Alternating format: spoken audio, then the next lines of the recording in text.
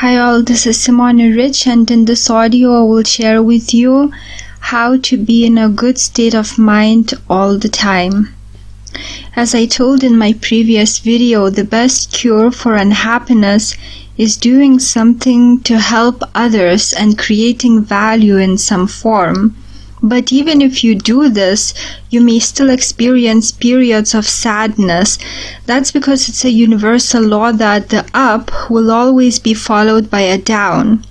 This is the case because the disturbed energy created by an up will always seek to balance itself, and the first part of balancing the up is to cause the down. You see this law at work everywhere in life, and not only when it comes to emotional states. For example, when we throw a ball in the air, it will not simply keep going up and up. There will come the time when it will start going down, then it will bounce up again, but not as high, followed by bouncing down, and so on and so forth until it stops at the ground level, which is its balance point. The same can be said about life of beings in general. We don't continuously grow and gain strength. It comes a time when our strength starts diminishing and we begin dying.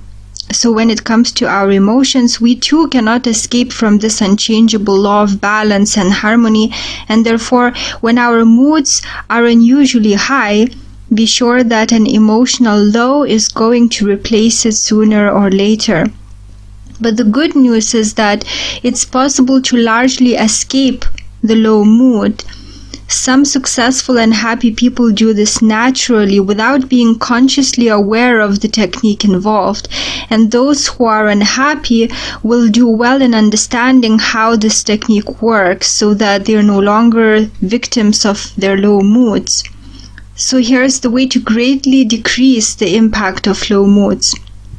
When you feel the low mood coming, polarize yourself to the higher you, the higher self. You can do so by realizing that you're not your mood, but that the moods are just happening to you. You would not cry seeing that your clothes are torn or dirty, hopefully.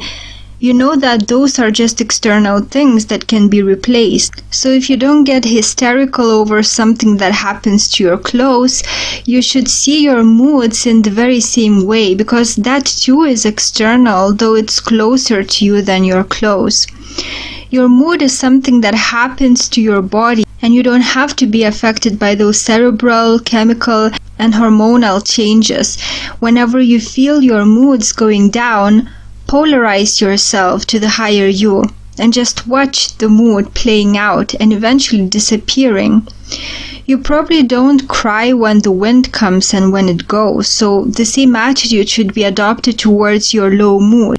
It will take some time at first to disidentify from your emotional states, but if you take time to learn this, you will gain immense power, because there are very few people in this world who really can rise above their emotions. Many people are destroyed by their emotions, sometimes quickly, sometimes over the time. So if you learn to rise above them, eventually you will also learn to control them. Then you will realize that those are very powerful tools that can be used for either good or evil, but tools only they are, and not something that is from your core.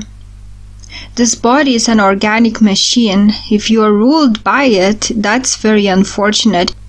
If you are in total control of it, you firstly become the ruler of yourself, and then this influence spreads outside of you too.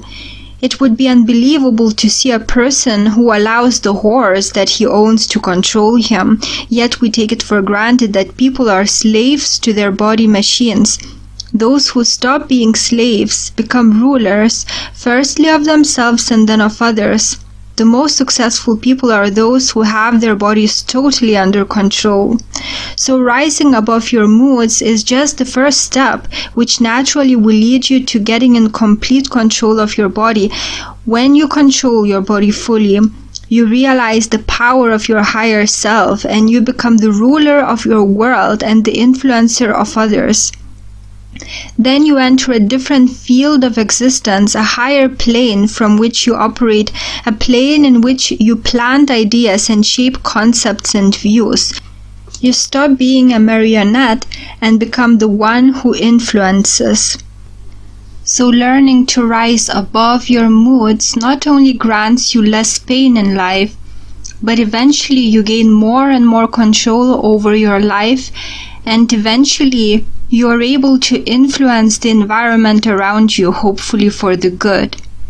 I hope that you will take time to learn this mental exercise, because the rewards will be greater than what you might expect from such a skill.